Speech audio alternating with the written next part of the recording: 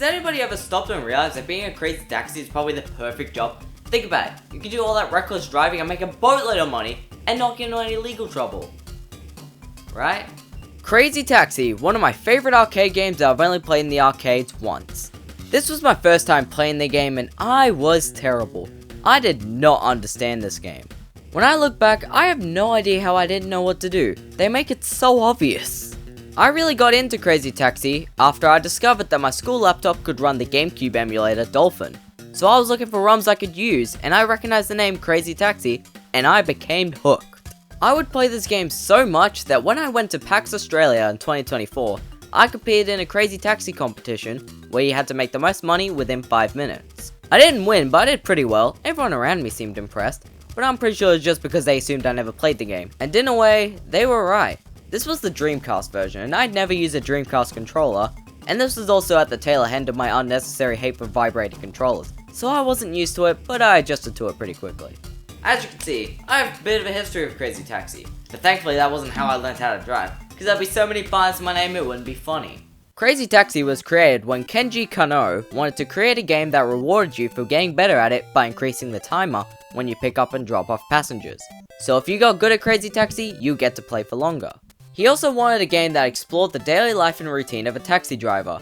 But I don't think taxis do all this crazy stuff. Then again, I've heard people say the 90s was a different time, but I digress.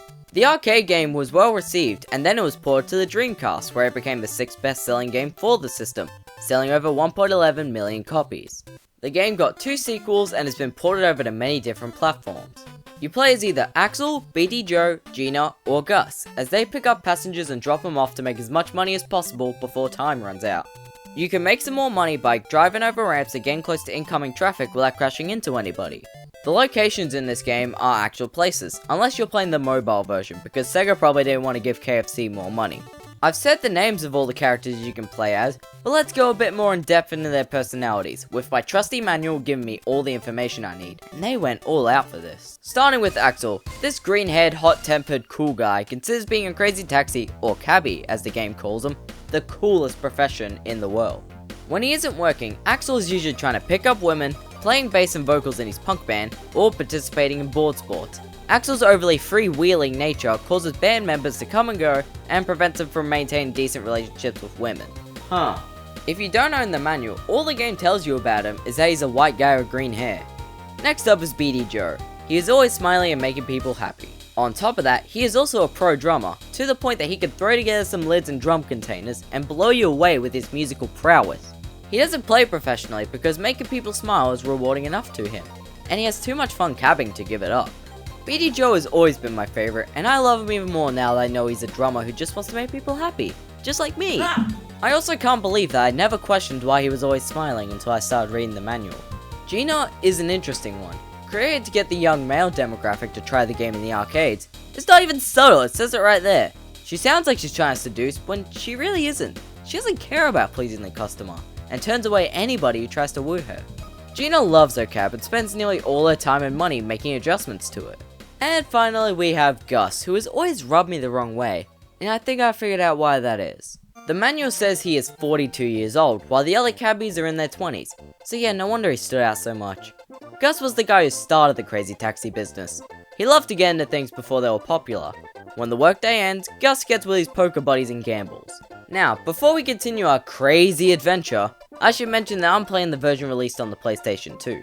The console versions have some new modes, Original, which is the same game but on a bigger map, and Crazy Box, which has a bunch of challenges that are designed to make you more skilled, such as getting a high drift combo, hitting a flag, and popping balloons. This game is as if Charm was a video game. The rocking tunes of The Offspring and Bad Religion were a perfect fit for the fast-paced, chaotic gameplay.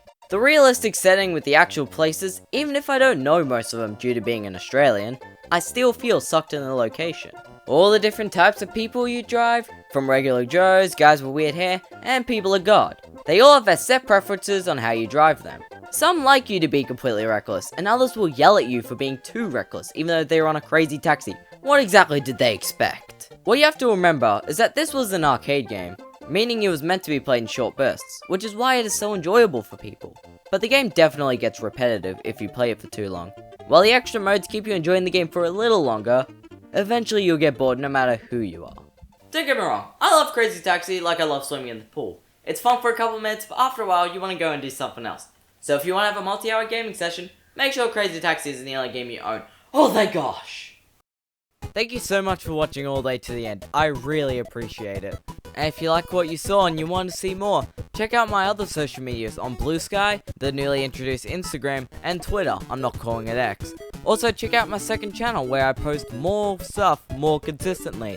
Also check out the Discord server if you want to talk with me. And we can talk about video games and other things. Anyways, if you want to watch more, I've got some more videos linked up here. And if not, enjoy the rest of your day. I hope you get paid or something if you have a job. And if you're a kid, I hope school isn't too bad.